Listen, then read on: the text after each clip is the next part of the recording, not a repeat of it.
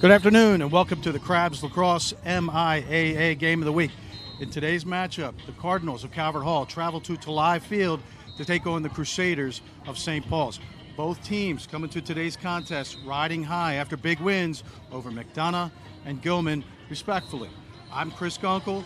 I'll be bringing the action to you today alongside my partner, the coach, Don Zimmerman. Coach, great to have you.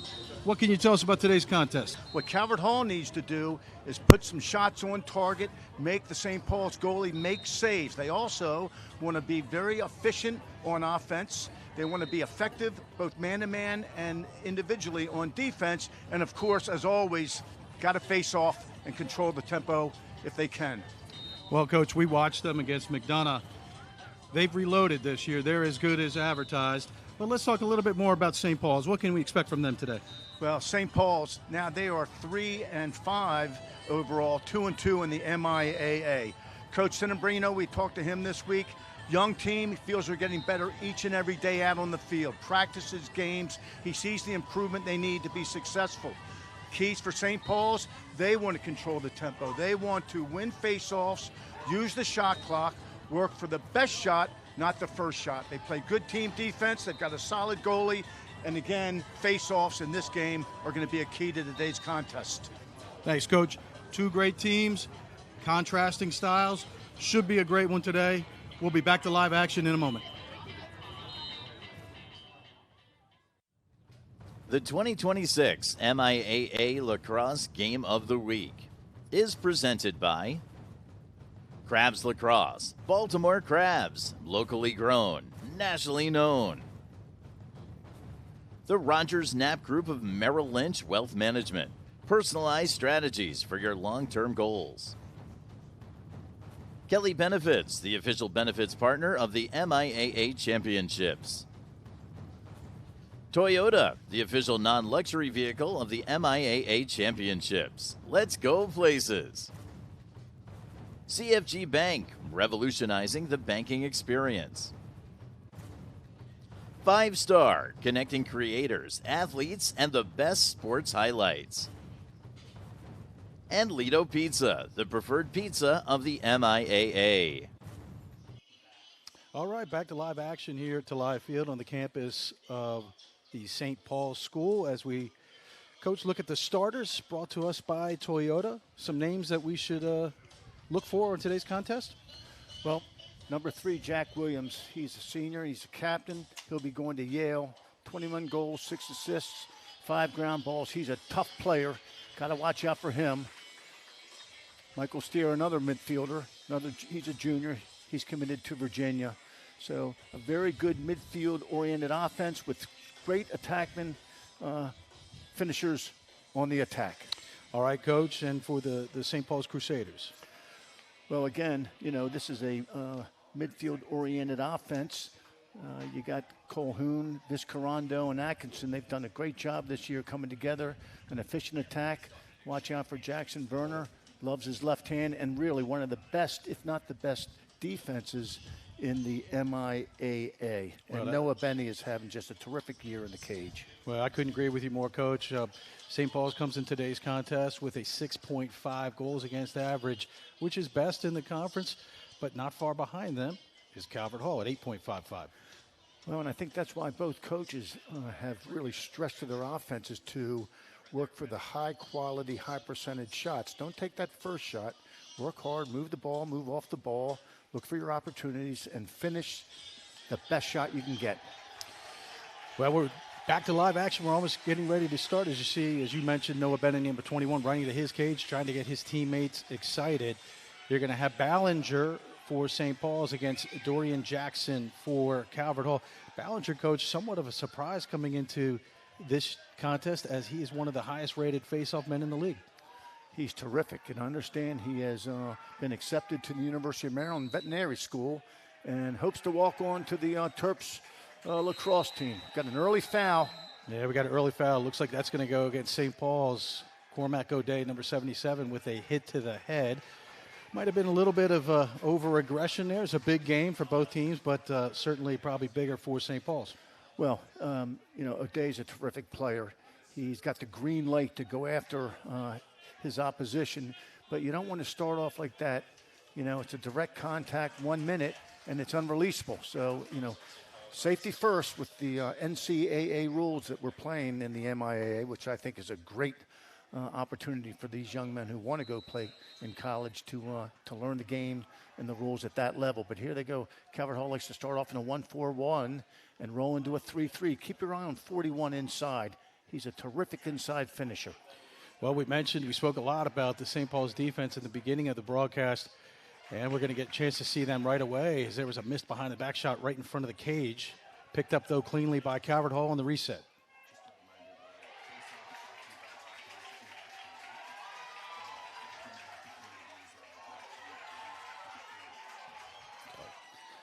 Real nice clear that time by Harrison Bach. Nice job there on the first man down opportunity for St. Paul's as Werner has it on the far sideline. You know, Coach Werner is a freshman, but one of many young players that is going to be on the field today. Yeah, these kids have had to grow up quickly playing at this level, and both coaches like where their teams are right now. We're getting towards the last third of the season, and, you know, this is when it counts. You know, it's all about the conference. Yeah, both coaches mentioned that they scheduled more difficult at the beginning of the season to really test these younger lineups, but also to see who would be primary starters for them as we see a shot by Calhoun. Misses the cage, backed up, though, by Connor Cook. Possession back to St. Paul's. Real nice slide by Bharat Mahanti there. Got in the shooter's gloves. You know, keep your stick low, get to the gloves, control the offensive player. Connor Cook, big left-handed attackman headed to Dartmouth, gets upside, can't get his hands free. Back to Calhoun as St. Paul's continues to work it counterclockwise. We're now down under 10 seconds, now down to 8. St. Paul's is going to have to hurry if they want to get a shot off, and they can't. Great defensive stand by Calvert Hall. Great defense by Calvert Hall. And we talked to both coaches, and, you know, the shot clock really isn't that big a deal. You know, they want to be patient on offense, work for the high-quality shot. Hey, and, you know, if you don't get one off, you know, don't, you know, throw an easy ball to the goalkeeper, put it in the corner, get ready to ride and play D. Yeah, both coaches mentioned that they tend to initiate from the midfield, but they really tend to take what the other team gives them, and they work through that as the contest continues. Calvert Hall's second offensive possession here. First one was man up. Probably fair to say, Coach, first 6-on-6 possession. This is Calvert Hall's first midfield. This is Williams. We spoke about him earlier. Just a real leader, a glue guy, going to Yale. Yeah, Williams draws the matchup of Evan March, number 4. March, considered one of the best close defensemen in the country. He'll take his talents to Maryland. One thing we're seeing here, Coach, St. Paul's has decided to long pull all 3 midfielders. That means they're going to put 2 short sticks on 2 attackmen. That's, Coach, I noticed that that's not something that you see a lot in today's game, but it speaks to the concern that the coaching staff has around Calvert Hall's midfielders. Calvert Hall's in a 10-man ride. Let's see how St. Paul's handles it.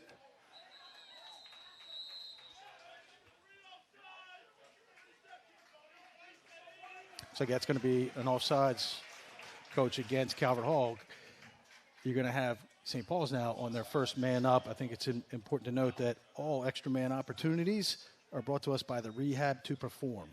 That's the downside to the 10-man. You know, the riding team has a tendency to maybe go offside. So St. Paul's didn't get a good shot there, but again, Calvert Hall was offside. Now they have an opportunity to score on a man-up play.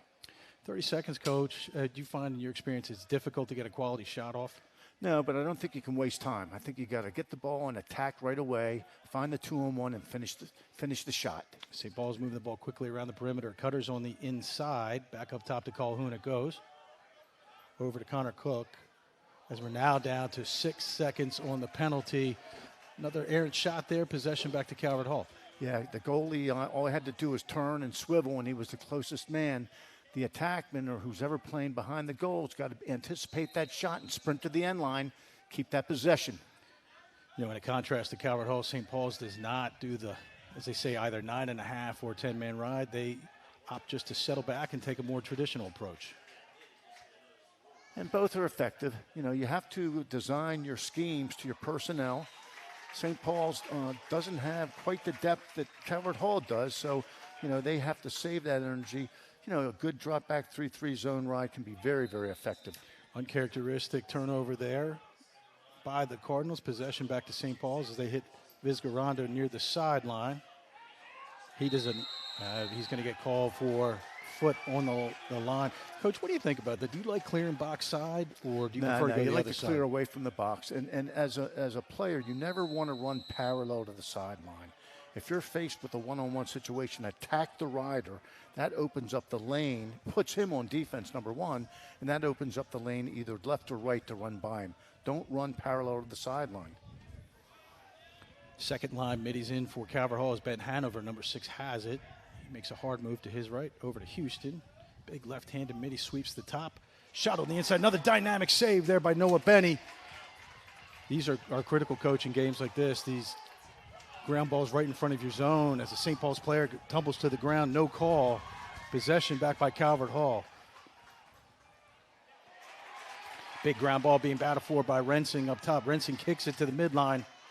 Nice job there, though, by Calvert Hall to maintain possession. That attack of St. Paul's, they got to be there hip to hip with that defender. All right, you can't have that defender a clear view of scooping that ball back to the teammate. You got to get on them and check them. Calvert Hall, coach, I think it's fair to say, is getting most of the quality shots out of both teams here in the beginning of the quarter. Yeah, they have a very, very nice offense.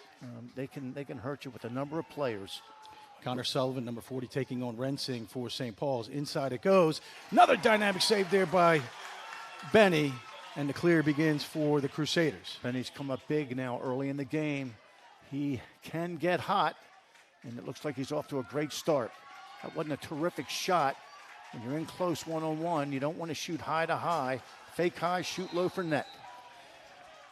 To me, Coach, it seems like the Crusaders are the maybe more nervous team, as you're seeing a lot of either bad shots or unforced errors on their end. Well, they got to figure out the 10-man. You know, that goalie's coming way out of the goal, and he's responsible for that goal first and then a man. And I think the St. Paul's needs to come back and help out on the defensive end, turn, and you know, maybe not, don't telegraph your shot to the goal. Just look there, and if the goalie sprints back, then hit the man. That's a 2-on-1 that you need to find. Calvert Hall back on offense, a sweep up top. Shot wide, misses a cage, though, backed up by the Cardinals. Still 52 on the shot clock. That was Caleb Kelly, son of Coach Brian Kelly. He's got 13 goals, 14 assists, also 14 ground balls. Big key here. Calvert Hall, ball goes behind, ball spins back up top. You got Finn Rensig, short stick on Caleb Kelly. Rensig makes a really nice play, receiving a lot of pressure from Michael Steer. Michael Steer's going to win that speed battle, but nice job there by Rensing handling that pressure. Quick timeout by the Crusaders. Good job that time. Kept possession of the ball and got it to a teammate. Did his job.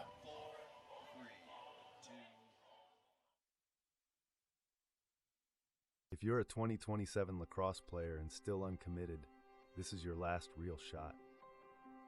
Most good players miss recruiting because they choose the wrong events. Hall had repeated success by finding 41, Banks Enrique, coming off the inside. Right. He's very good inside, knows how to get open. You know, when you're an inside player, you don't want to follow the ball. Read your man. You know, especially when you're a man up, read your man. When he turns his head, look to get into an open space. St. Paul's will play a 5-man rotation, which means no one is specifically assigned to 41. Oh, no, they've changed it up. Now they're going to put a short stick on, and they're going to play a diamond and one, taking away 41. Good strategy by Coach Senabrino and his staff. Ball continues to move quickly. Shot released, and a score as number 51, I think that's Houston, Coach, finds the back of net as he beats Benny offside. Nice pass to set him up. Adam Houston, 10 goals, make it 11 now, 5 assists.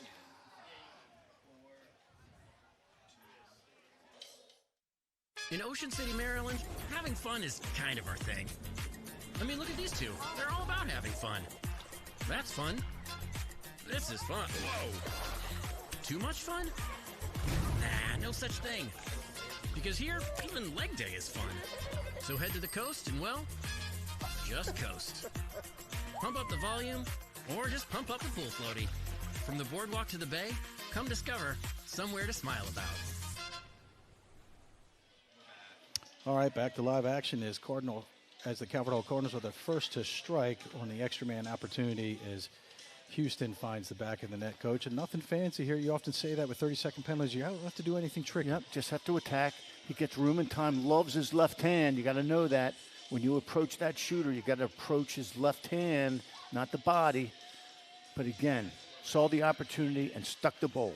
Finished with authority. St. Paul's may be concerned about the action going on the inside, so it was difficult for them to stretch. And Houston, as we've seen throughout this year, big, tough left-handed midi can really let it rip. And also, don't forget, they're shutting off, so they're really playing 5 versus 4, and that's much more difficult than playing 6 versus 5.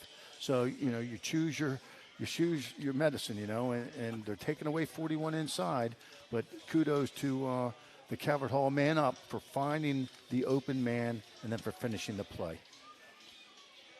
All right, back to our second face-off of today. Reminder that this face-off is brought to you by the Rogers Knapp Group of Merrill Lynch. You can have Ballinger for St. Paul's against Jackson for Calvert Hall. Jackson won the first and picked up a penalty. As he battles for it again, as O'Day does a nice job keeping the ball on the ground. Push forward, ball still down, being battled for in the zone. Boy, I thought that might be a penalty there on O'Day, but nothing's called. Still being battled for. These teams are going after each other.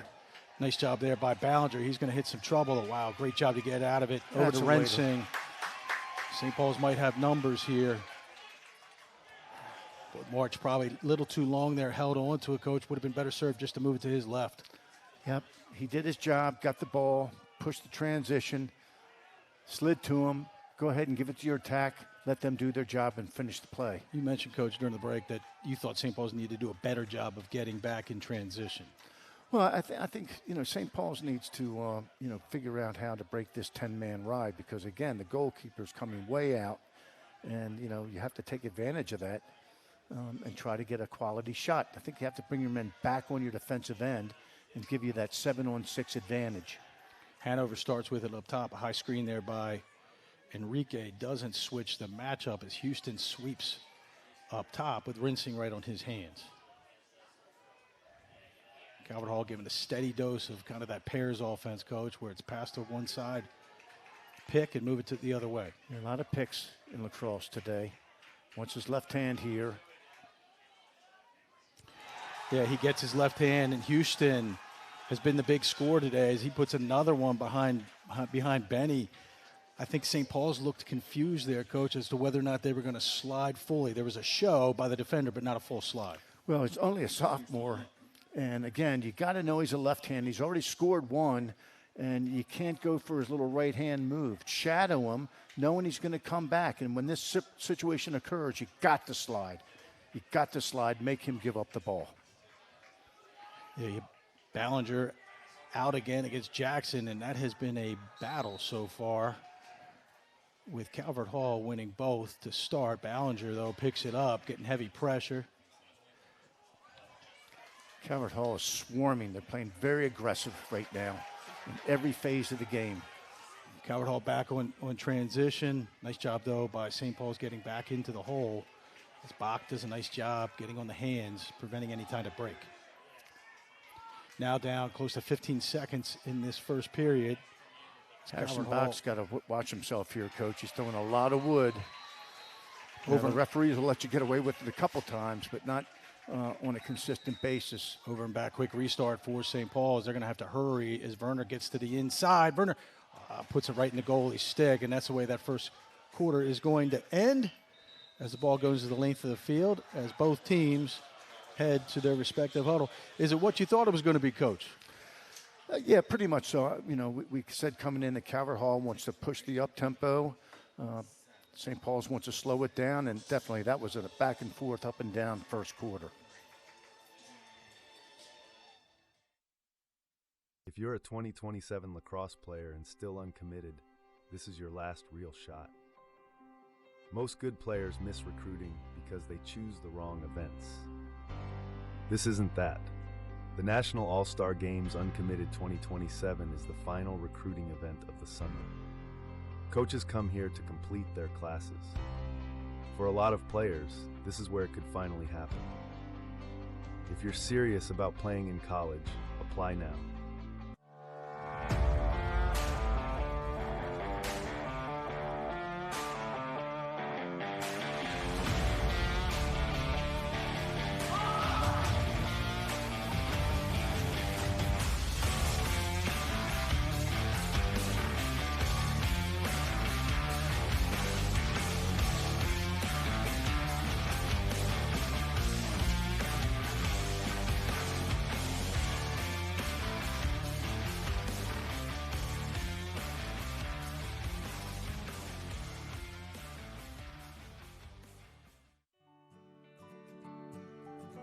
Kelly Benefits helps employers and employees save time, money, and hassle in navigating the intricacies of insurance, benefits, and payroll challenges. Kelly Benefits is pleased to be a sponsor of the MIAA Championships. Visit kellybenefits.com to put our people, technology, and solutions to work for you. What happens when a world-class luxury vehicle meets a luxurious first-class facility? You call it Sheehy Lexus of Annapolis. Right now, visit us in-store and choose from a great selection of new Lexus vehicles. Or build your own deal however you want and wherever you are at SheehyLexusOfAnnapolis.com. With an unmatched combination of selection, service, and purchasing flexibility, it's never been easier to find the perfect Lexus at Sheehy Lexus of Annapolis. All right, back to live action at Tali Field on the campus of St. Paul's. As this faceoff was brought to us by the Rogers Knapp Group of Merrill Lynch, as Calvert Hall comes out with a draw once again.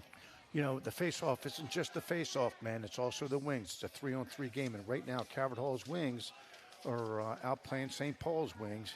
You got to run in there hip to hip and battle it. Try to come up with that loose ball. Yeah, Coach, it's such a great point in that in today's game, the face-off man had become so dominant that to counter that, you also now need great wing play. Exactly. Ball's up top with Jack Williams. First line of middies in for Calvert Hall as we get started here, just underway in the second period. Wild shot there by Williams as it sails over the cage, but backed up nicely by Calvert Hall. They'll maintain possession with 40 seconds left to go in this shot clock. St. Paul's has March, their best defender, on Williams. Well, what they did, Coach, is they brought Hut Purdue up top, primarily used as attackman, but they dragged him up top. Ballinger had him. Hut Purdue went a hard right to left and beat Benny High. Wants his left hand.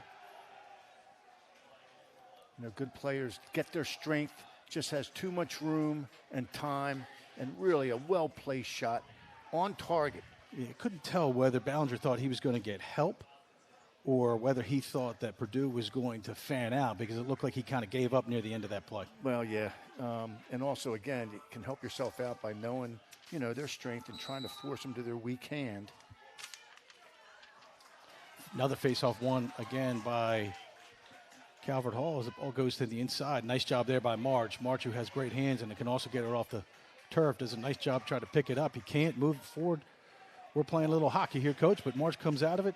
Quickly it goes over to Werner, and a much-needed possession for the Crusaders. Nice job by March. March is playing with he's a little dinged up, and he's back playing for the Crusaders. You can tell he's not 100%, but boy, you can also tell that he's ready to do whatever it takes to help the Crusaders get this game, get this win. Colhoun, Atkinson, and Vizgarando soon to join his line mates as Colhoun runs it down the right-hand alley. Gets a little pick there from O'Day. O'Day now is going to sub, and Vizgarando, number 19 junior, headed to Denver, enters the field. Yeah, I'd like to see St. Paul set some picks, try to make Calvert Hall communicate. They like this play. They're going to reverse it and then send a cutter. Werner has a short stick. He sweeps hard to his right. Can't get his hands free. Ball still on the ground. Possession, though, maintained by St. Paul's. Just underway here in the second period. It's been all Calvert Hall so far offensively as they have the lead at 3-0. But one thing we do know, Coach, in watching St. Paul's this year is they have a lot of grit, and that's a team that will not stop playing regardless of the deficit. 48 minutes, absolutely. They're young.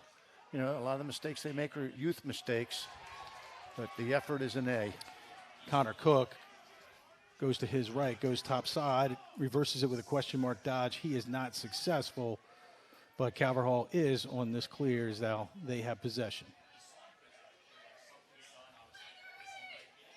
Second line looks to be coming in for the Cardinals as Houston, who has 2 goals on today, crosses the midfield line, and he's soon to be joined by Ben Hanover. Hanover's an interesting guy, because remember at the end of the season last year when Calvert Hall was making a big run, he came on and he was a really important player for them. Well, what they've done is they've switched off and put the long stick on Hanover, and I can see why, because as you said, last year he really came on. This is where St. Paul's needs to get something right here. Unfortunate for Calvert Hall as they were unable to take advantage of that substitution. Fast break by St. Paul's. Well, shot low there by Matt Brennan, probably ill-advised. Easy save there by Nevin, who has had the hot hand it late. And Calvert Hall is going to clear and get back on possession. Brennan's just a sophomore. He's learning every time out. You know, Coach, at that point, now Matt is somebody that has worked his way into getting some playing time. He's been injured. And that could go one of 2 ways, right? Sometimes a player can be tentative in that situation, or they can be overly aggressive.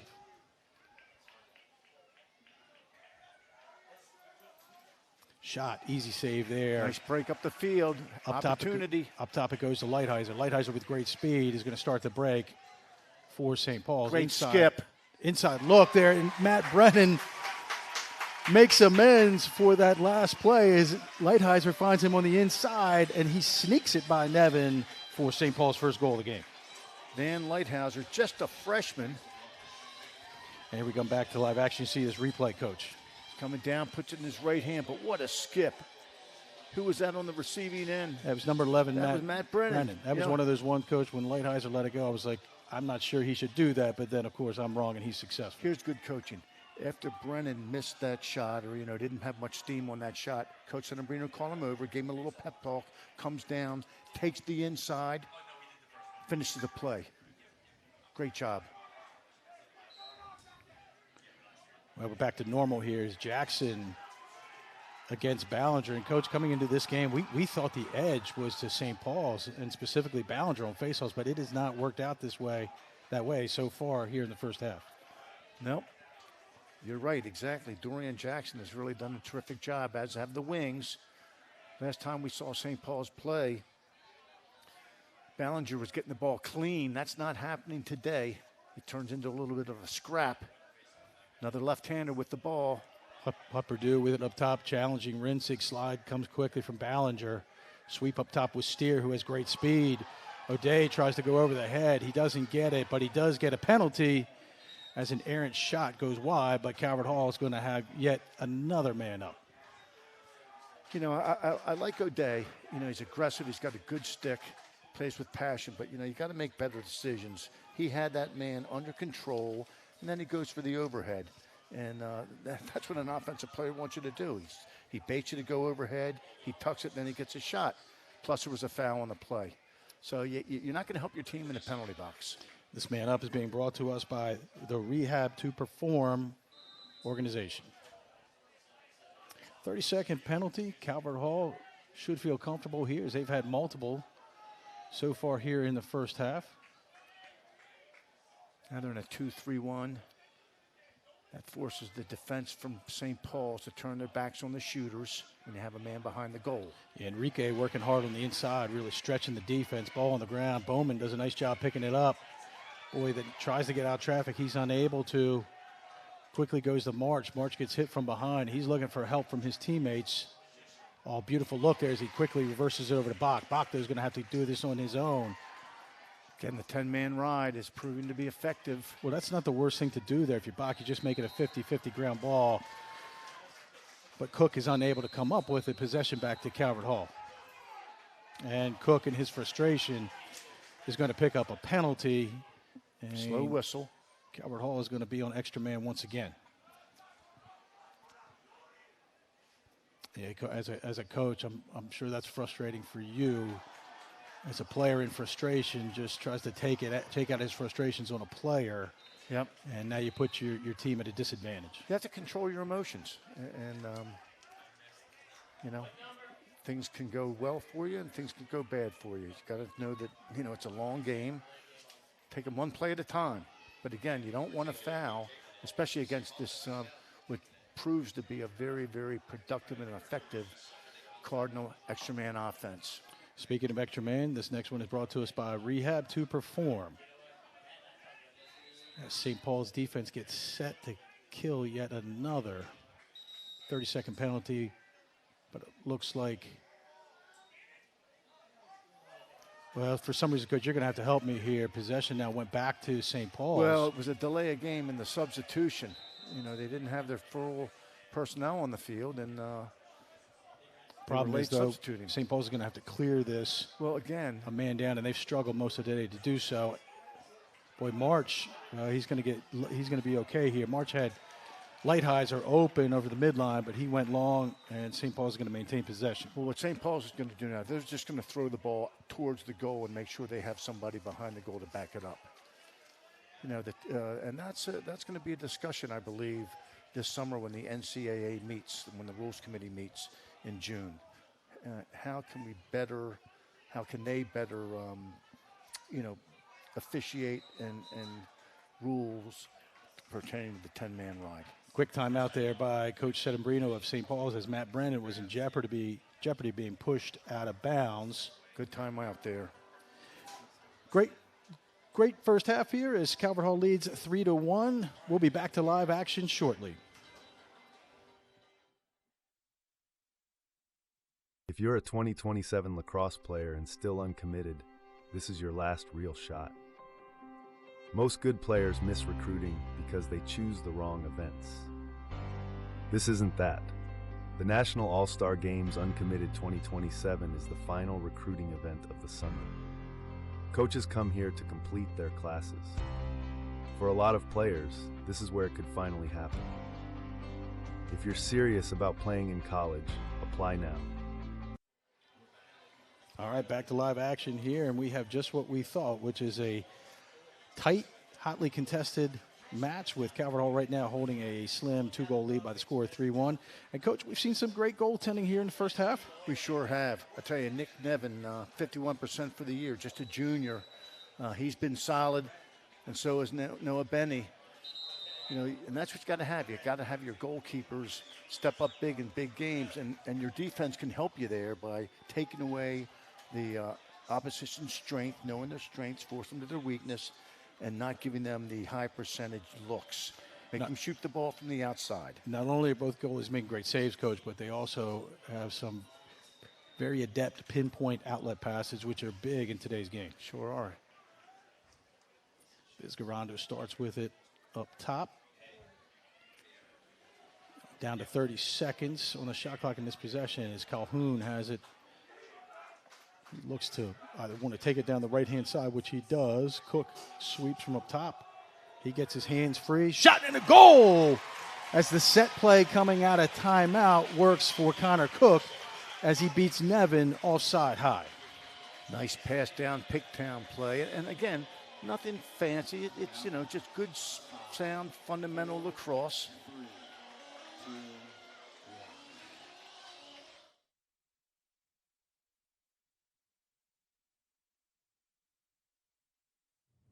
The 2026 MIAA Lacrosse Game of the Week is presented by Sheehy Lexus of Annapolis, your Baltimore Annapolis area Lexus dealer.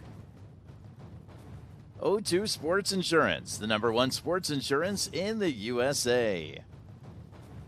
The town of Ocean City, something to smile about. St. Paul's School for Boys, strong self, shared success. Rehab to Perform. Stay ready to perform with Rehab to Perform physical therapy. Don't be left on the sidelines.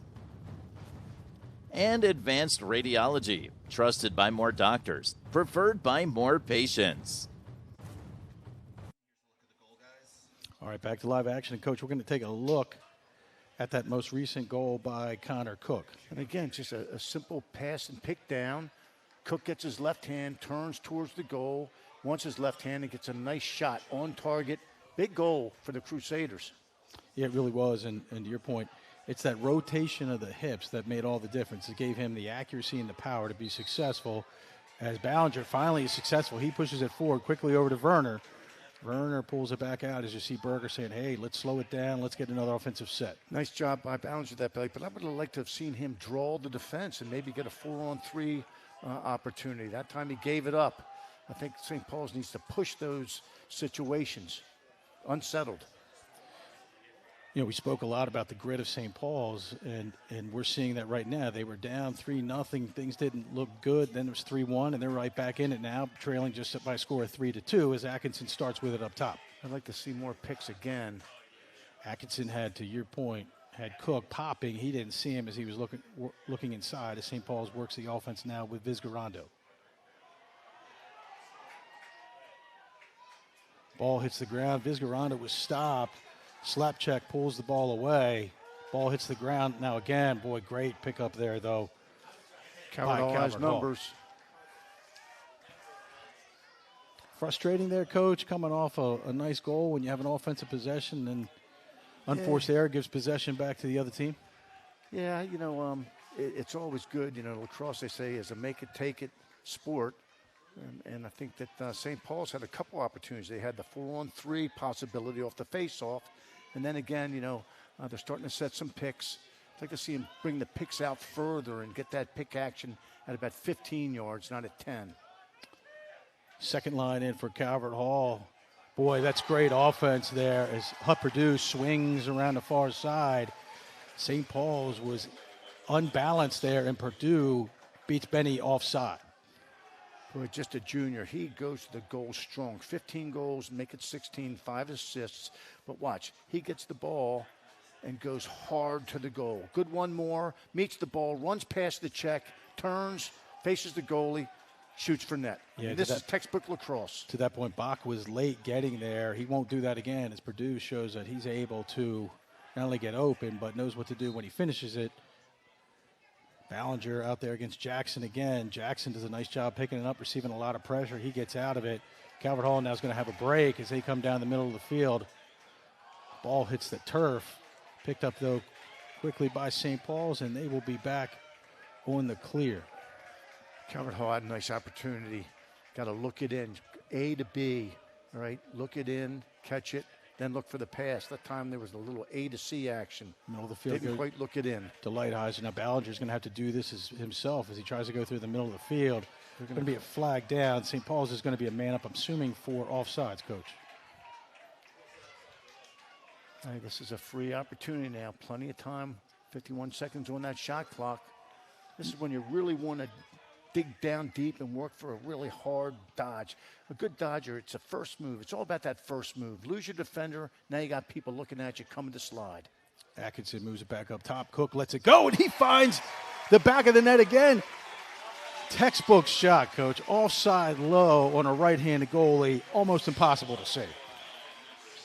Terrific shot, well placed, fundamentally sound. Nice job drawing the looks. Got his hands free and let it go. Yeah, both coaches talked about the importance of just being fundamentally sound, and that's fundamentally sound lacrosse. Well, to your point, it's kind of found money, right? You have the penalty coming, and so you play a little bit more loose, and maybe that happened to Cook, and he pinpoints that shot with a lot of accuracy. He's turned it around nicely here in the first half. Well, quick start there is going to get possession now back to St. Paul's. Ballinger has it. Quickly goes over to Atkinson. And as we near the end of the second quarter, St. Paul's now with an opportunity to tie it. Calvert Hall faced off Jake Conville that time. He's at 59%, just a freshman, so little youth versus experience on that face-off. Up top of the Atkinson. Atkinson gets a step. He draws a slide. Backside it goes. Inside to Werner. Werner, boy, right on his stick. He can't handle it. Got to get in the hole. Nice job by Calvert Hall recognizing numbers. Yeah, missed opportunity there. Calvert Hall quickly, it goes in the break. Shot! And it looks like somebody deflected it. Possession, though, maintained by the Cardinals. Good job, St. Paul's getting back into the hole. Minute 43 left to go here in the second period. And with that being said, Coach Kelly said, why don't we take a timeout and talk about it and make sure we're organized with a critical possession coming here late in the second quarter. Good timeout by Coach Brian Kelly.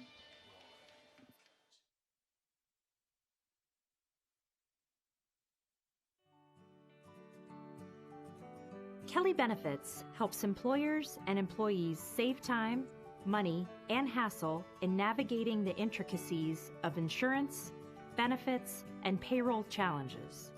Kelly Benefits is pleased to be a sponsor of the MIAA Championships. Visit kellybenefits.com to put our people, technology, and solutions to work for you.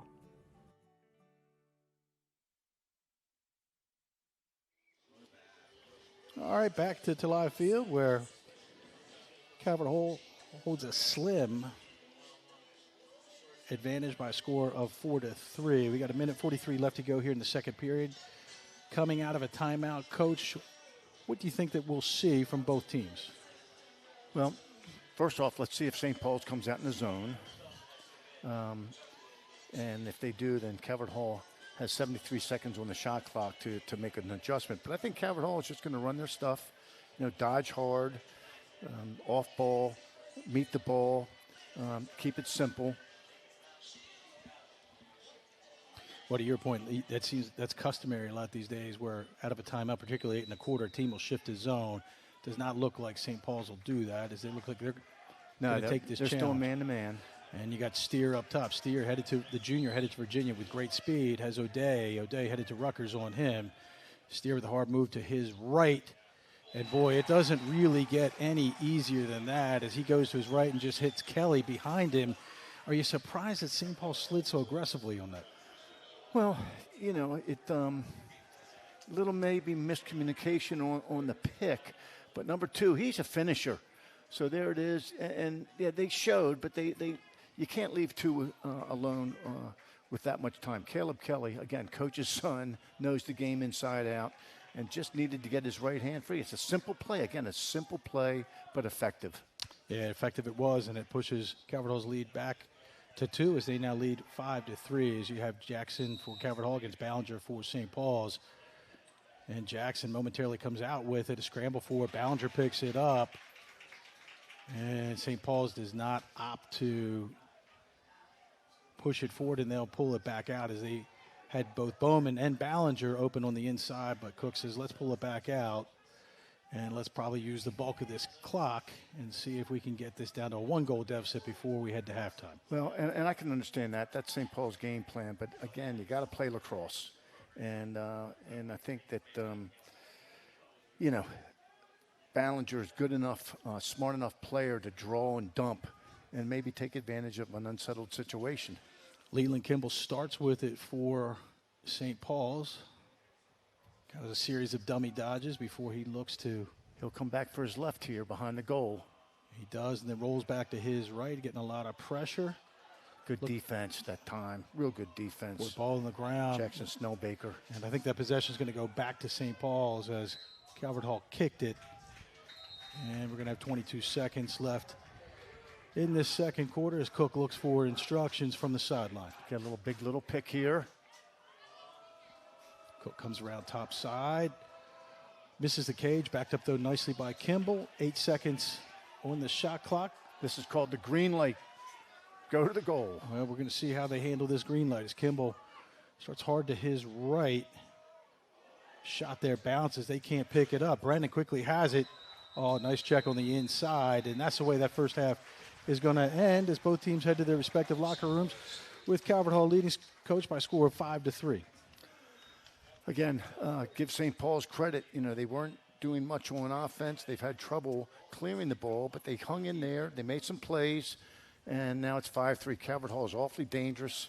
They've got a lot of firepower on that offense. Got to know their strengths, try to take it away.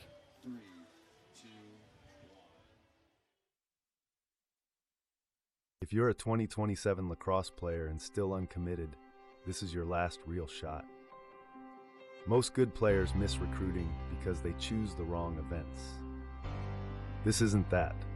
The National All-Star Games Uncommitted 2027 is the final recruiting event of the summer. Coaches come here to complete their classes. For a lot of players, this is where it could finally happen. If you're serious about playing in college, apply now.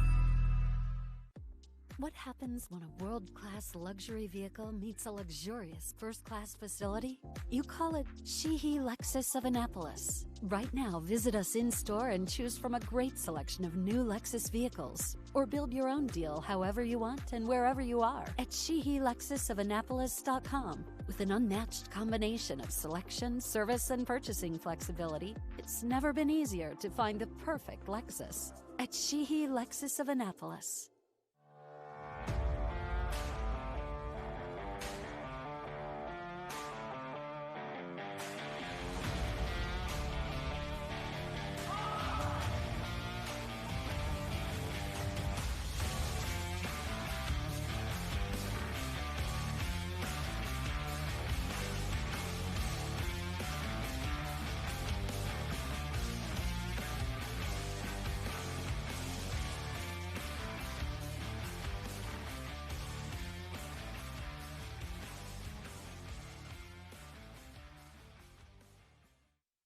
I'm here with Matt Haddon, Athletic Director for the St. Paul School for Boys. Matt, thank you very much for having us here today. Thanks for having me, Chris. Really appreciate it. Well, it's our pleasure to be here. And we would like to learn, first and foremost, a lot more about the athletic department and its programs here. I guess more specifically, how does it support the vision for the school?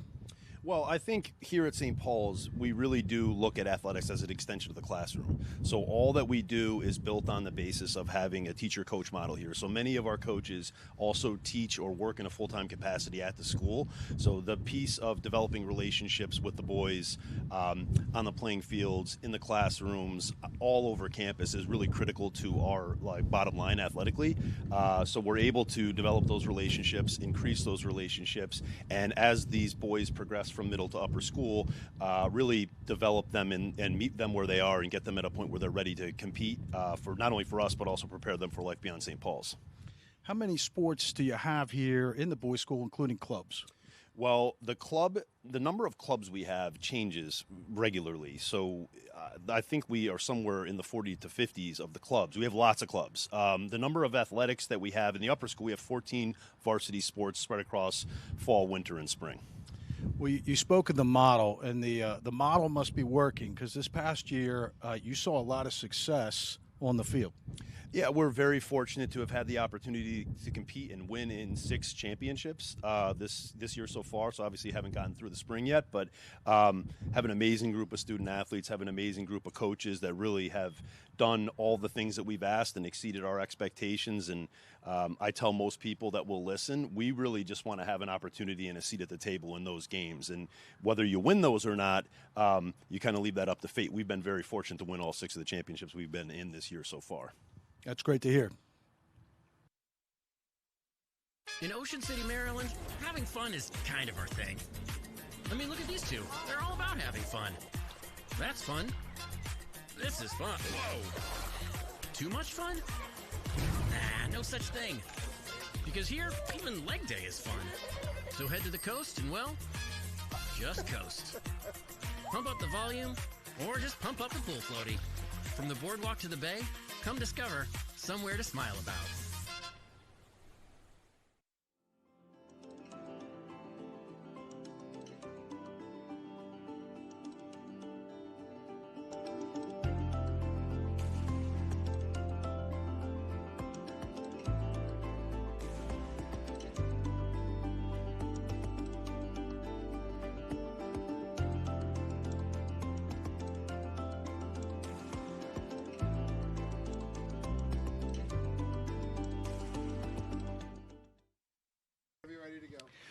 Welcome back. I'm here with Matt Haddon, Athletic Director for the St. Paul School for Boys. Matt, early in our conversation, you alluded to this teacher-coach model that you feel is critical to the success of not only the athletic program, but the school itself. Would you mind elaborating on that a little bit more? Yeah, absolutely. I think for us, we really talk about two main components of athletics, and that's opportunity and relationships. And we are really entrenched in developing this teacher-coach model. So many, if not most, of our coaches are teaching at the school, working at the school in a full-time capacity, so they get to see the boys in many different areas, get to work with the boys in many different areas, and we really pride ourselves on being a place where each of our students, whether they play sports or not, have an adult or two or three or four where we know they can go to them when they have something tough comes up, they have a challenge, and they can also be celebrated by those adults too. Yeah, that's great to hear. The one thing we discussed prior to today's interview was you're going to make a beautiful facility even better, apparently. Would love to hear a little bit more about some of the enhancements you're going to make to the campus. Sure. Well, one of the things that we are really looking forward to is the addition of lights to both Tulai Field, which is our turf field, as well as Levering Field, which will give us the opportunity to really maximize our potential, our time, particularly in the fall, in the winter, and later on those days when you have weather, to get our student athletes the best experience and best opportunity and best preparation we can. So we're really looking forward to that. One of the things that's also been a piece that's been added to the master plan is the addition of a new state-of-the-art track for track and field and indoor track and field, and we are in the process of adding that as well, and really starting to really plan that out now too. Well, Matt, thank you again. It's been wonderful learning more about St. Paul's and the enhancements and your teacher-coach model. In Ocean City, Maryland, having fun is kind of our thing. I mean, look at these two. They're all about having fun. That's fun. This is fun. Whoa. Too much fun? Nah, no such thing. Because here, even leg day is fun. So head to the coast and, well, just coast. Pump up the volume, or just pump up the pool floaty. From the boardwalk to the bay, come discover somewhere to smile about.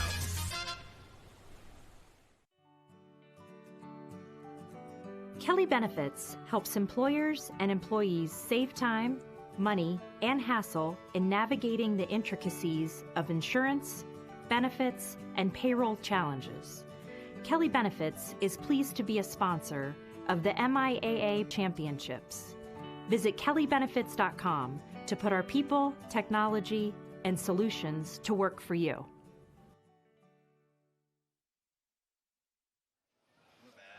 All right, we're back to live action, and Coach, we got exactly what we thought we were going to get, which is a really tough, physical, typical defensive MIAA battle. Yeah, Calvert Hall, again, we said that they wanted to push the tempo, which they've been doing primarily with the 10-man line. But here's some great saves by Noah Benny. He's made more than half a dozen terrific saves. And then you got Adam Houston for Calvert Hall, two lefty shots, sticks them both in the corner. He's tough, wants that left hand. St. Paul's comes back with a simple play, sets up Connor Cook for his left hand, just again, keeping it simple. And then here's Cook again with an outside shot, just perfectly placed. Calvert Hall comes right back and gets the next goal. And, that's what you want to do. You want to answer. If your opponent scores a goal, come back and get the next one. You ever see some halftime statistics brought to us today by the St. Paul's School? Coach, anything there surprise you? No, the face-offs are pretty even. Shots on goal. I think Calvert Hall's had more opportunities. Saves are close. Extra man. Calvert Hall's got the one. St. Paul's doesn't have any. So, again, as a coach, you're telling your teams, hey, the score is 0-0. Forget about the first half. Let's play the next quarter one play at a time. Add them up at the end of the game. Well, and then that's exactly what we're going to do is we head to the third quarter in a critical MIA matchup, Coach. As you mentioned, as we're now heading into the middle of the season, you're going to have Ballinger take it for Calvert Hall, and he's going to go up against Jacob Conville for Calvert Hall. Oddly enough, Conville is a transfer from St. Paul's. Conville pulls it out behind him, picked up quickly there by the Cardinals, and they're going to reset, and they looks to have possession first here in the third quarter. Jack Tanton with the ground ball off the wing. Again, First-time ground balls are huge in this game. Well, speaking of which, great job there by Berger. Berger off the turf on a great play there by Cormac O'Day. Coach, if I was to ask you, which coach from each team probably went to the locker room more frustrated, which one would you say? Oh, I don't know.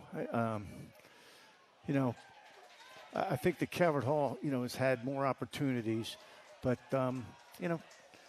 you got to control those emotions and go in and be positive with your players.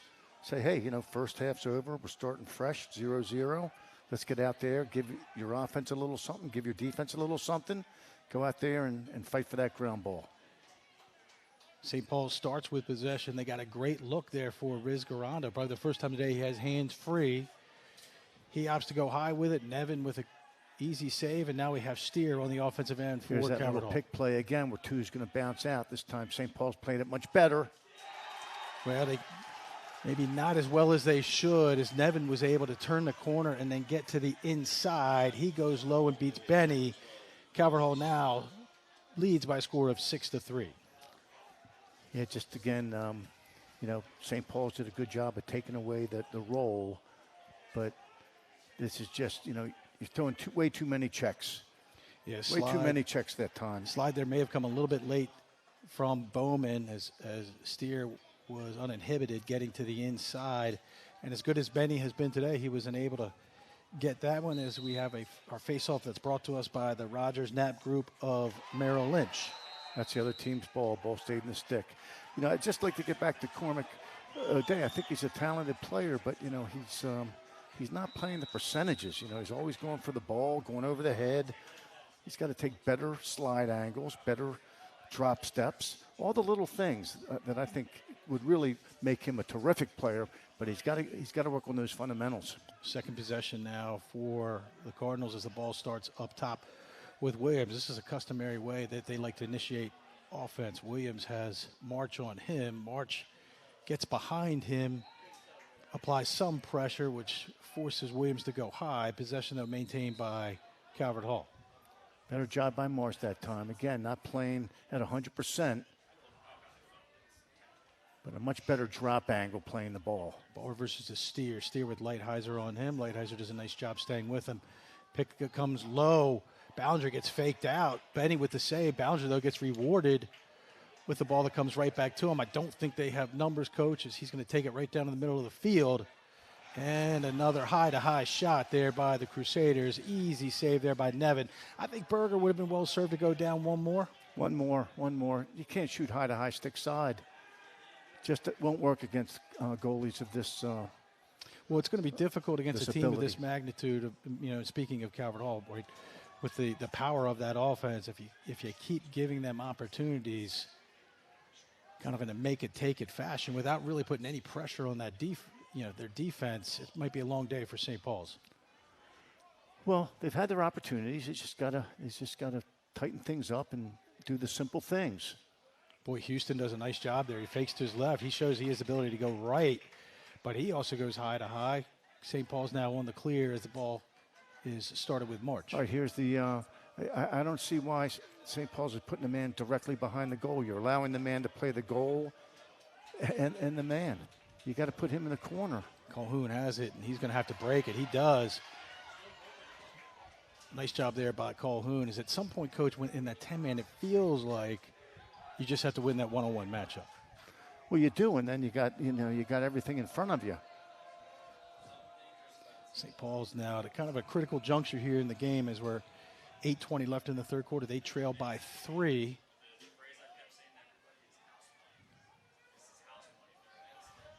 Ball now with Atkinson. He puts his shoulder down. He rolls back to his left. Double team, move the ball. As you mentioned, Coach, a nice double team. Slides come quickly by Calvert Hall.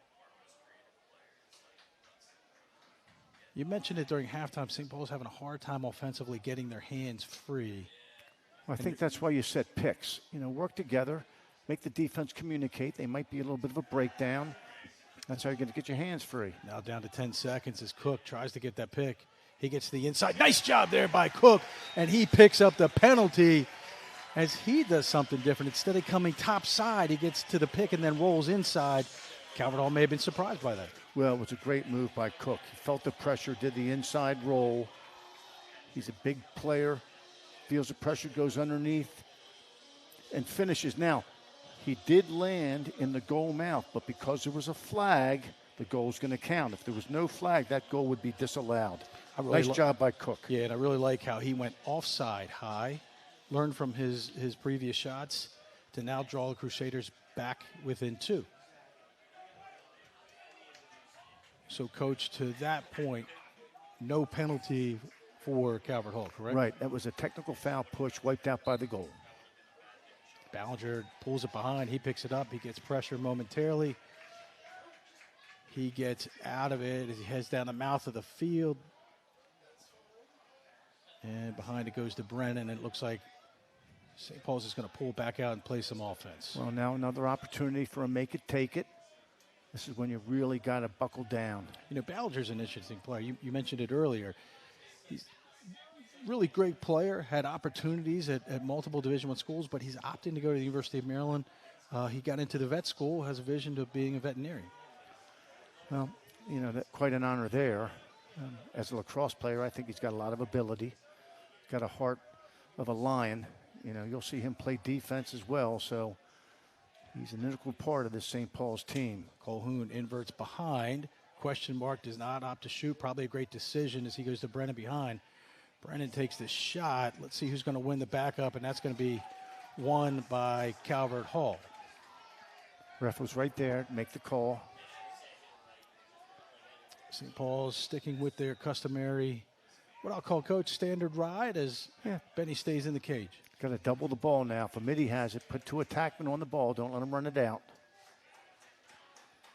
And Calvert Hall handles that push from St. Paul's as they were trying to get the next 2 goals. And they'll be back on offense now with 6:20 left to go here in the 3rd quarter. Got Schoonmaker on the field. He's a junior. He's going to Richmond. He loves his left hand. First midfield line back in for the Cardinals as Steer starts with it up top. This is their go-to play. Go-to play. Quick flip as they sweep in front of the cage. Schoonmaker wants that left. Nice job there by Bowman. He keeps running. Deflected. Ball heads to the midline. We're gonna have a collision at the midline, but Steer with that great speed picks it back up. And they don't reset the shot clock yet, Coach, as it's going to now be back down to 15 as Steer goes hard to his left. And he might have to do this by himself. O'Day is going to get a lot of pressure. That time, he goes over the head coach and gets it. St. Paul's going to be able to get out of this big-time ground ball as they do. Cormac gets it, gets hit in the head. Oh, that's an old-school 2-on-1 ground ball as Rensing that hits could be a flag. Yeah, they're letting him play as Rensing goes long. Boy, ill-advised decision there. Tough ground ball pickup. Another ill-advised decision as we go back and forth as Bach clears it on his own and gets it down low to Brent. Back and forth we go, Coach. Yep. This 3rd period has moved by quickly. Isn't it? We're under 5 minutes. Vizcarrondo back on the field. And St. Paul's not really trying to get an advantage in the substitution game as Leland Kimball is on and now throws it back over to Atkinson. Atkinson with the short stick. Nice move there. Left to right gets Love free, that gets his first hand hitch. free. Back behind it goes to Brennan. Brennan reverses it to the weak side. Back up top to Vizcarrondo. Vizcarrondo offside low. I love the selection. Coach just misses gauge. Yep. Got to put it on target. Had his hands free. That's nice offense off the substitution. Gotta 44 pick up seconds ball. left on that They're shot gonna call clock. delay a game.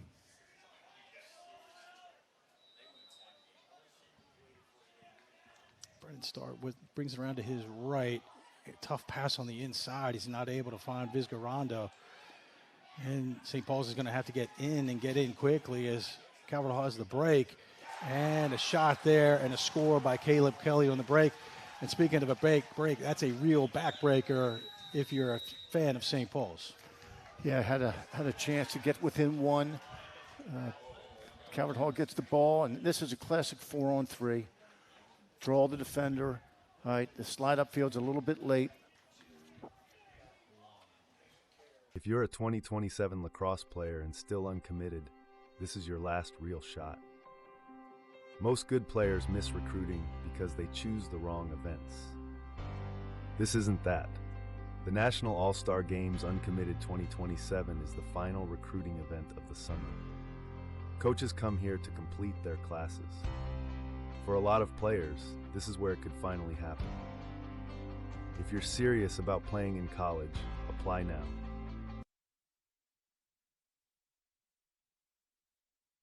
Live action here on the campus of St. Paul's. Beautiful day for lacrosse, Coach, and we're going to take a look at that most recent goal by Caleb Kelly. Well, this is from last year's championship game, and the reason we're showing this is it is just simple lacrosse. The passes are on the money. This is a backdoor cut, oldest play in the book, all right?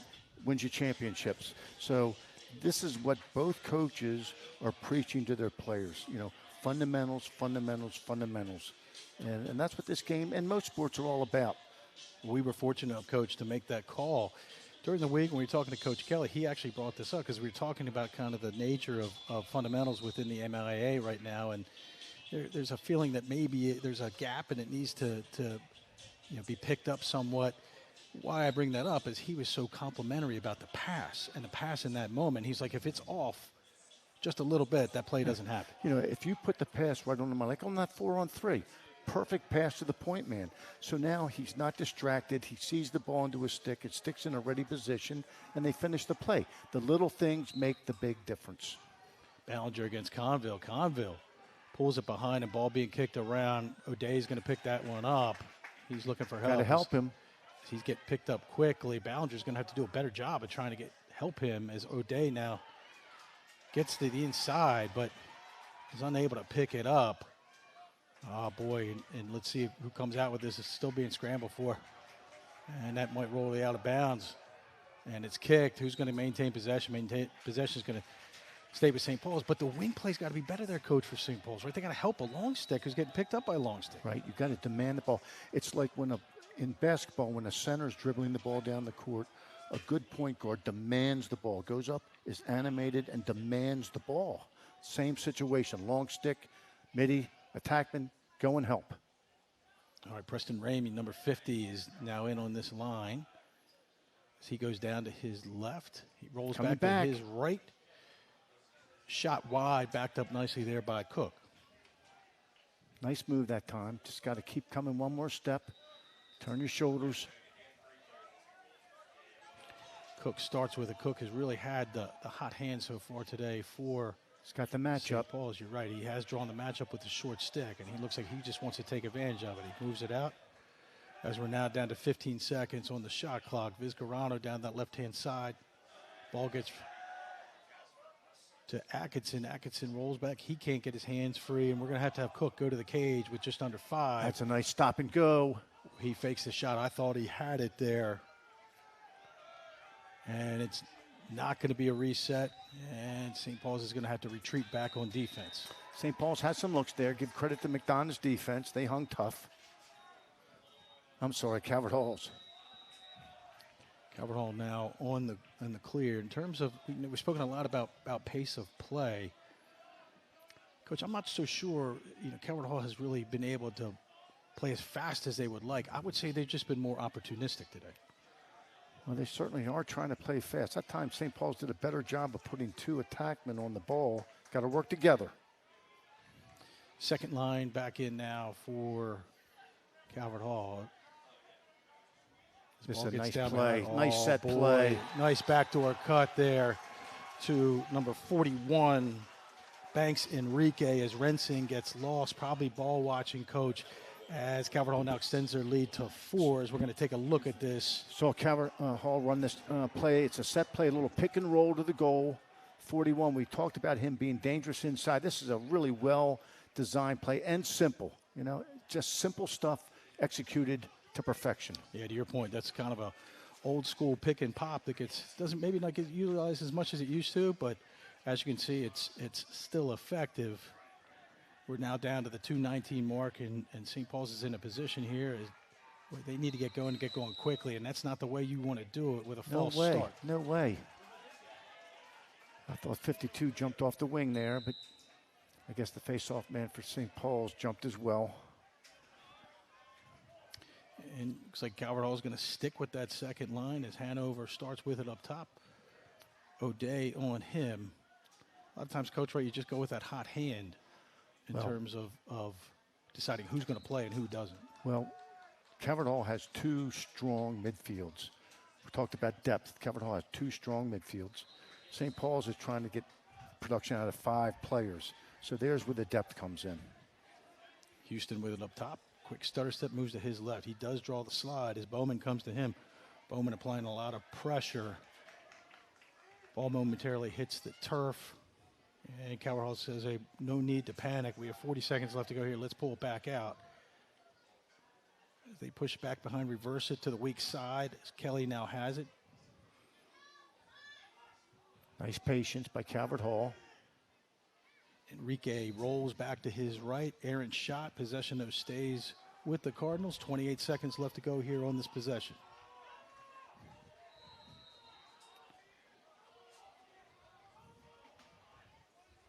Coming with the big little. Not able to get the change that they want. Nice save there by Benny. He picks it up with his hands.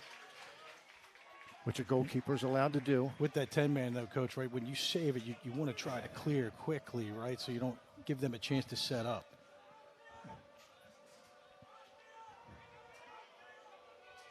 Benny throws it the length of the field. And Cook is going to do a nice job picking it up. Gets some pressure. Boy, nice job there. Good job by Cook. That is a tough play. It's that play that you won't talk about a lot, but having to get that in the corner and then get pressure and still maintain it, possession. Nice job there. One more. That's moving the ball. Oh, boy, wow. Great look on the inside on that unsettled. Berger probably didn't have to use that sidearm shot that which hurt his angle and his accuracy. Possession now back to Calvert Hall as we're now down to 30 seconds. That would have been a big potential momentum changer for the Crusaders. No, that's a big miss. You know, again, really good ball movement that time by St. Paul's. The best they've shown all day. Berger's at the end of it.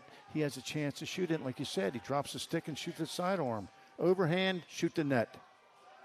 Purdue goes to the inside. Ball gets to the ground. Rensig picks it up, throws it the length of the field. And I think that's the way this first half is going to end, as both teams are going to head to their respective huddle. But third quarter clearly won by the Cardinals, Coach. Yep, they came out and really took charge in the third quarter. Just some really simple plays, got them some big goals. Textbook on the 4-on-3, keeping it simple, being effective. That's what the game's all about. If you're a 2027 lacrosse player and still uncommitted, this is your last real shot. Most good players miss recruiting because they choose the wrong events.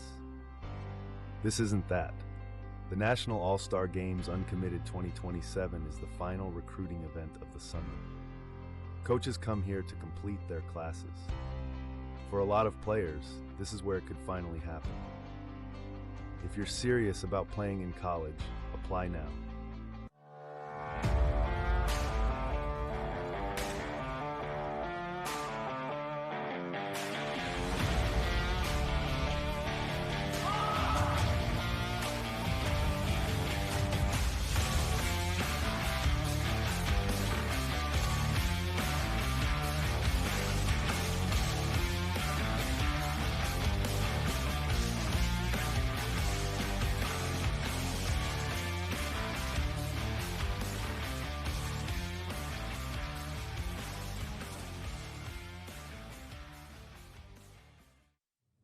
The 2026 MIAA Lacrosse Game of the Week is presented by Sheehy Lexus of Annapolis, your Baltimore Annapolis area Lexus dealer.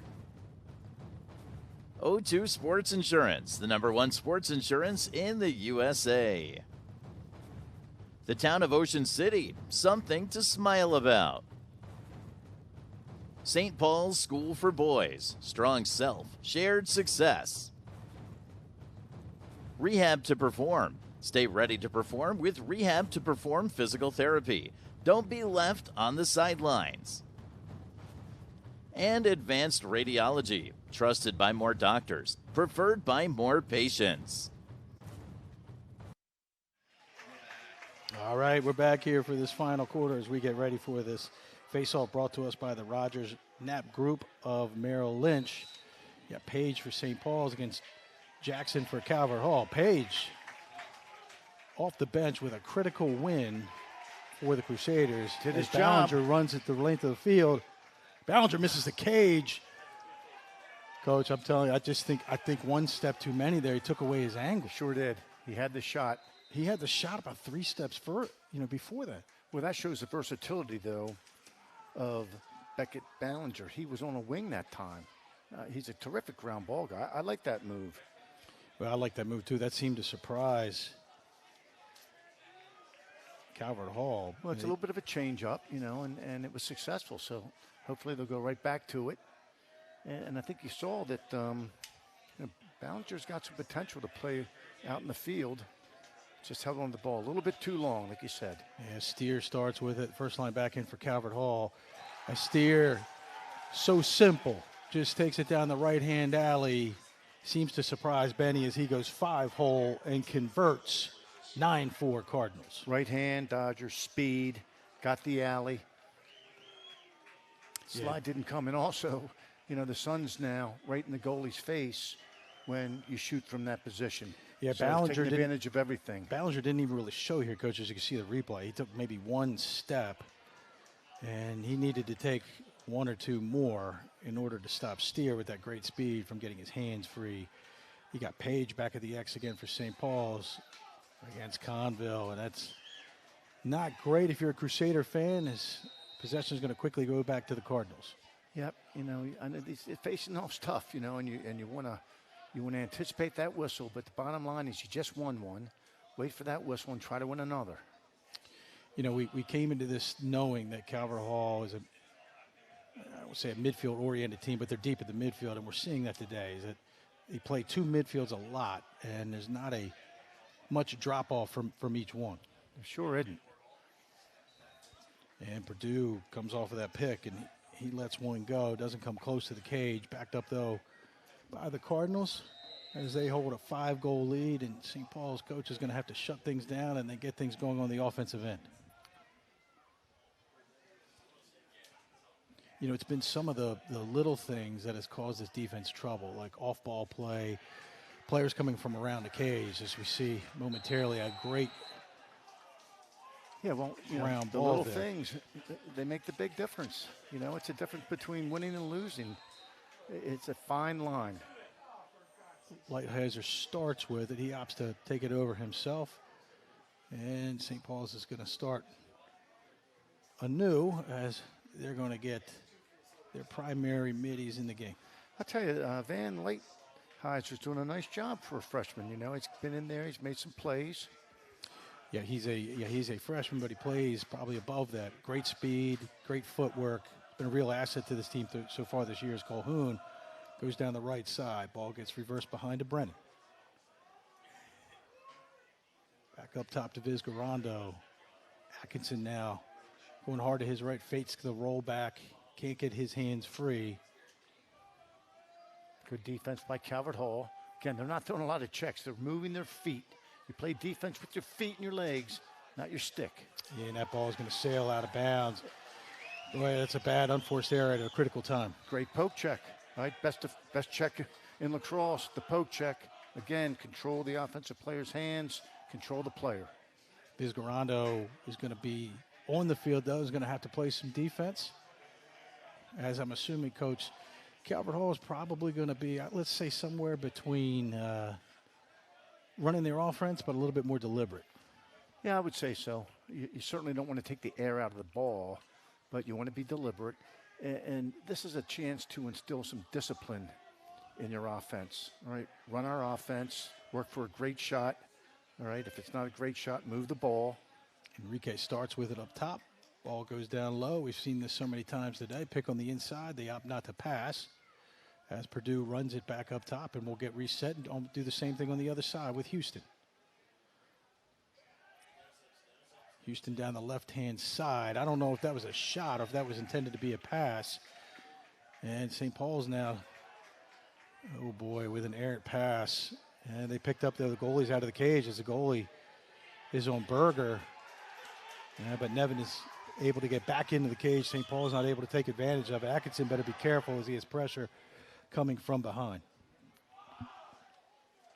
Jack Canton's had a nice game. They're playing him out front against these St. Paul's midfielders. Well, Calvert Hall came in today's contest averaging just 8.5 goals against. They certainly helped themselves by holding St. Paul's to, well, I was going to say 4, but now 5, as Cook finds the back of net once again, as he seems to have Nevin confused when he gets his hands free. Well, he's got such a good shot that if he can get his hands free, he's very accurate with it. And that's a big goal. You know, one at a time. You're not going to get them all back at once, but Cook with a little rocker and go. Yeah, he was able to get that switch and get the short stick on him, so pressure wasn't able to be applied. And the Crusaders, if they're going to do this, might have to do this on the back of Cook. Yep. Well, it's going to take more than Cook, I think, but he's certainly given his all at this time. And he started off slow, and he's really picked it up. All right, we got Ballinger against Conville. Ballinger able to come free. And Lighthizer now on the break. Lighthizer goes to the inside. Oh, boy, Coach, if you could see Coach Settembrino kind of put his hands in the air. Yep. As you had Berger, just an easy pass at the point on that break. Again, youthful mistakes. Well, there we go, push from behind, and that's going to be possession back to Calvert Hall. But to bring up a good point about youthful mistakes, a lot of the coaches have noted that the MIAA is playing a lot of youth, and now to that point, it looks like St. Paul's is going to be able to hold on to it. But there's a lot of younger players playing within the league, talented but lack experience. Exactly, and experience goes a long, long way. And you know, young players are going to make mistakes. The key is, you know, learn from your mistakes and try to not make them a second time. Yeah, we're going to have this first line out for St. Paul's. You have Colhoun, Vizgarando, and Atkinson. Colhoun starts with it up top. Push down the right-hand alley, back to Cook. Cook back up top to Atkinson. But great defense there as Atkinson wants to let it go, but he can't. Quickly over to Vizgarando. That was Dom Chavis coming out. Oh, Vizgarando. I didn't think he had the angle. Maybe Nevin didn't either. But he ends up putting in the back of the net. St. Paul's, Coach, as we said, they have a lot of grit. Yep, they're making a run. They keep coming. Yeah, making a run they are. This is just a good, strong move, using his body well. Yeah, and he goes 5-hole. Nevin made it thought he was going high. He goes low, and this is a very important face-off now all of a sudden for both teams. Well, you saw Nevin's legs. They were so wide apart. If you see that as an offensive player, shoot the ball at the goal line. It's almost impossible for a goalie to make that save. I don't have the stats, but to me, it feels like Jackson has had the upper hand today on Ballinger. Ballinger, though, jumps again a little bit too soon. We've had a couple of those today from St. Paul's. Yep. Trying to get back into this thing, trying to push it forward and get a break. One play at a time. Ample time left to get back in this. But to try to settle things, Cardinals decide we're going to go back with our first line as Williams has it up top. He's being played by March.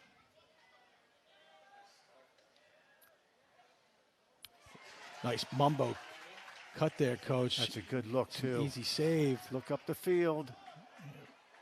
Brenson can't find it. He's going to let it go.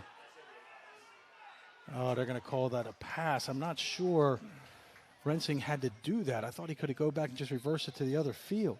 Well, again, one problem is that St. Paul's is allowing the defender to play a man and the goal. That's your 2-on-1. So and you got to have your offensive player deep into the corner. And now they have to make a decision. Do I play the man or do I cover the goal? Yeah, possession back to Calvert Hall. That's a great point, Coach. That's a really...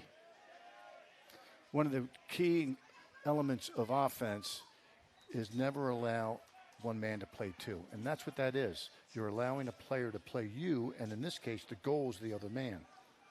And Calvert Hall backed up by Purdue. Purdue starts with it. He has a short stick on him, tries to get to the inside.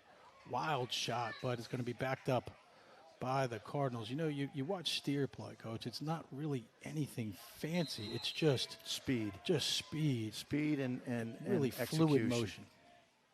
Speaking of which, he has it now. He has O'Day on him. Steer's going to bring it over to this side. We're now down to 30 on the shot clock, nearing the 5-minute mark here in the fourth quarter.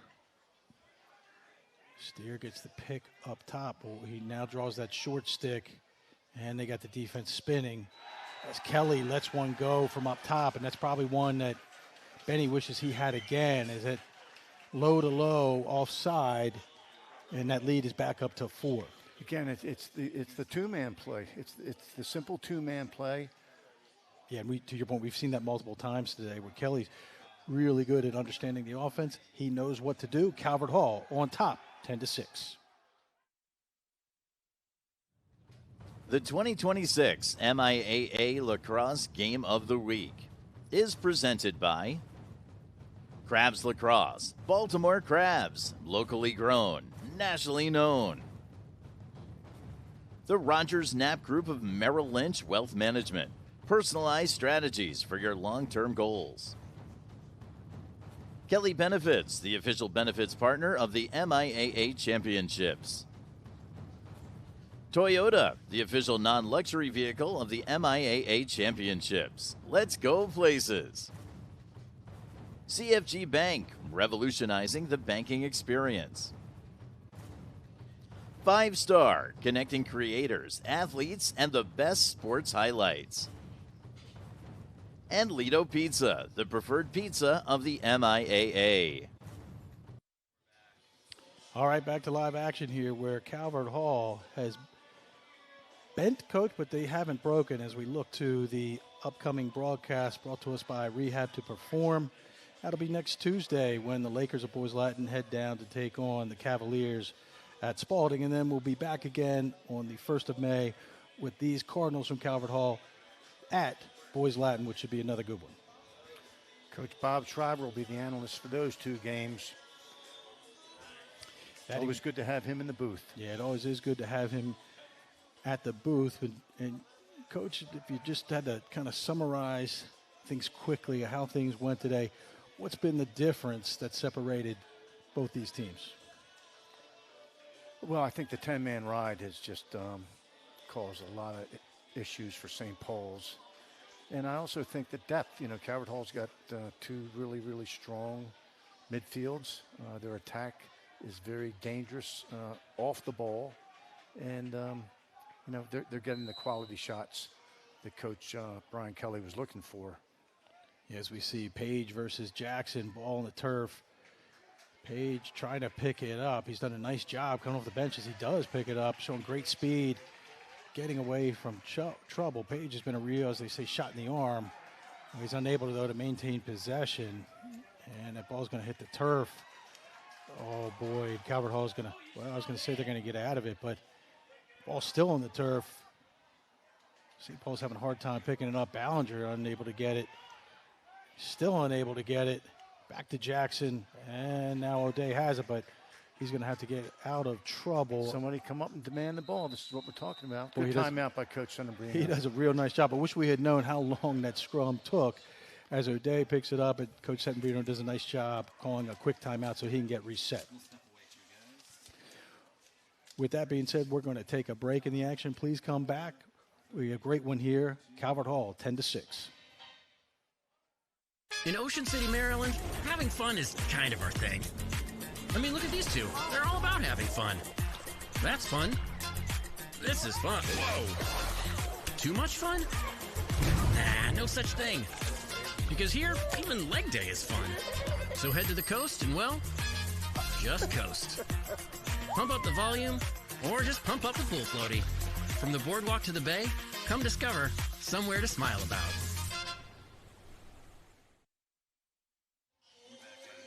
All right, we're back to live action here. Coming down the home stretch, and a great first Crabs Lacrosse MIAA game of the week as Calvert Hall has really shown their mettle as they hold the advantage of by a score of 10-6 over the Crusaders of St. Paul's.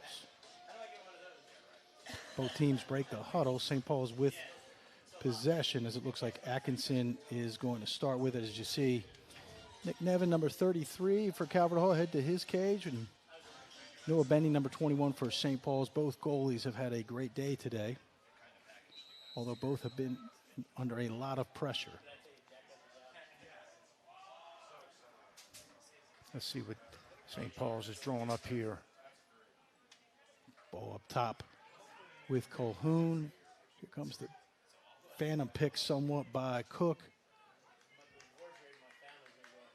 Matt Brennan with the inside roll, and Matt Brennan converts as I think he surprised his defender. Coach defender gets top side. Brennan adjusts, inside roll, beats Nevin, stick side low.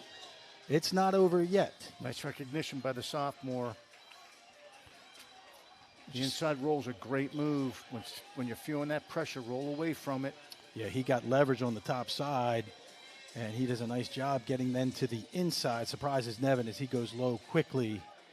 And now we have Ballinger for St. Paul's against Conville for Calvert Hall. Big face-off for both teams as Conville pulls it behind him. And Lighthizer runs over momentarily. O'Day on it.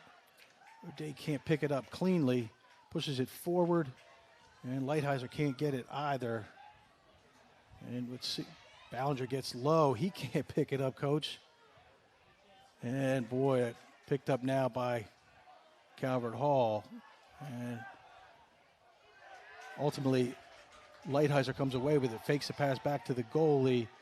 Reverses it to Bach, and St. Paul's coach is going to have to hustle. We're now down to the 3:20 mark.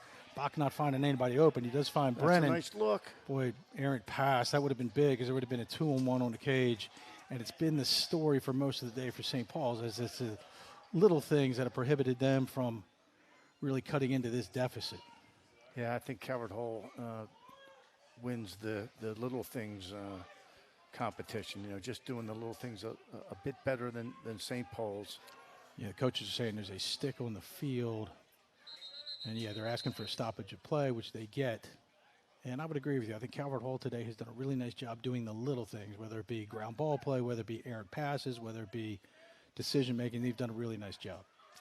And, again, this game was played at their tempo, and credit the 10-man ride. It wreaks havoc. And if you can figure it out, you know, you live by the sword, you die by the sword. But if you can't, it can make for a long day. Well, St. Paul's is in a difficult spot here. They're going to press out. They're going to press out on Steer with great speed. Day tries to swipe check from behind. Steer runs by him easily. They had stick that time. Yeah, they had Williams open on the inside. Pass gets knocked away. Possession stays with Calvert Hall. 35 on the shot clock. 2:25 left to go in this game. And St. Paul's is going to have to negate another goal, and they're going to have to score quickly if they hope to get back into this. Purdue wants this matchup. Ballinger unable to stop him from going towards the cage. And Purdue, wow, with a fantastic fake as he had, I think, both you and I and everyone else faked out, and he converts easily, and that probably will do it as Calvert Hall now leads by a score of 11-7. Again, saw the matchup that he liked. Good, hard, strong first move, and then just a really good fake. That's the old-time face dodge. Looked like he was going to shoot it, pulled across the front, keeps going to the goal and sticks it. Really nice play. Purdue, we haven't called his name a lot today, but when we have, it's typically been for something that has been very good. Like goals. Like goals, exactly right. We have Page for St. Paul's against Conville for Calvert Hall. Conville, who's done a really nice job today. If he hasn't won the draw, he's kind of, as they say, mucked it up and picked up there by the Cardinals. Lighthizer does a nice job, flips it back behind to Page. Page gets pushed from behind. He's doing his best to try to get away from it, and he does. Kind of does a shuttle pass up to the midfield line. And as they say, Coach, the little things. And that errant pass gives possession back to Calvert Hall. The bench jumps up into the air as they sense that they have this one locked up as they go into another timeout. Yeah, I would think so. You know, getting back to the fundamentals, I know it's popular now for a player to hold the stick with one hand, but you can't pass it when that happens. We're going to step away. Please come back to us for the ending. Calvert Hall, 11-7. Kelly Benefits helps employers and employees save time, money, and hassle in navigating the intricacies of insurance, benefits, and payroll challenges. Kelly Benefits is pleased to be a sponsor of the MIAA Championships. Visit kellybenefits.com to put our people, technology, and solutions to work for you.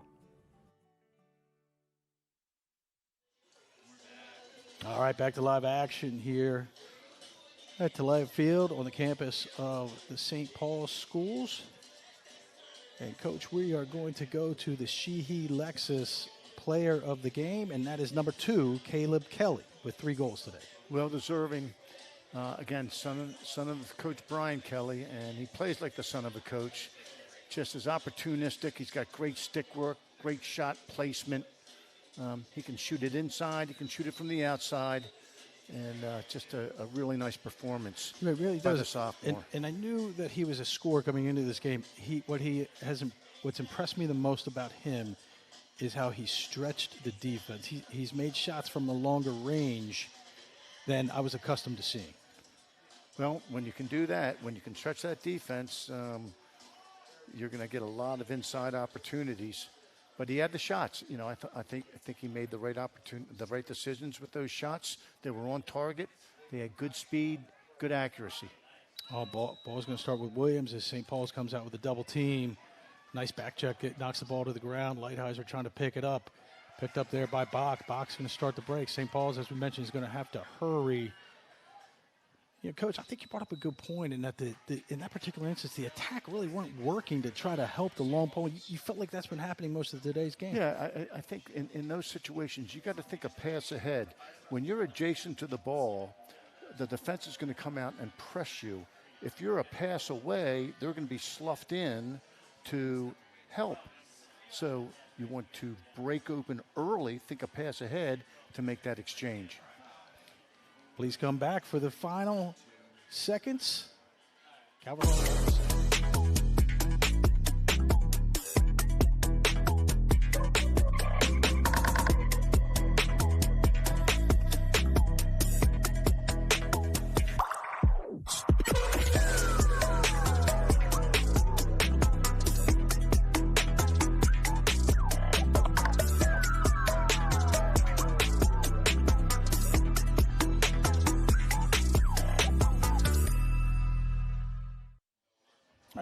Back to live action after St. Paul's had called a timeout. 1:26 left to go. Coach, St. Paul's with possession. What are we looking for here? Well, let's just go back to what we were talking about before, how the attackmen have to take charge and break up the field and help out a player who's in distress with the ball. Think a pass ahead. If you can think a pass ahead and move early, you're going to have those opportunities. Right now, I think St. Paul's, what they need to do is just leave this field. They're going to be disappointed, and they should be. You know, this is a big game. But, hey, let's end up on a high note and build towards the next one. One substitution to note, St. Paul's has Garrett Elder now in the cage, number 30, which to me probably signals that they're going to press out moving forward. Wide shot there, backed up nicely, possession back to Calvert Hall. As Coach Settembrino has his hands on his head, not sure, that may indicate that wasn't what they drew up coming out of the timeout. Well, I don't know if he liked the call, but, you know, let that one go. Get ready for the next one. Hey, I credit Calvert Hall today. St. Paul's came into this game with a lot of momentum. This was an opportunity for them to make a mark on the season by beating the front runner, and Calvert Hall was certainly up for the challenge and played as such. Good defense that time. That was Finn Rensing. He's still playing. Less than a minute to go. He's still out there hustling, making a play. That's what you want to see. Possession back to the Crusaders. March is going to start with it as we're waiting for substitutions by both teams.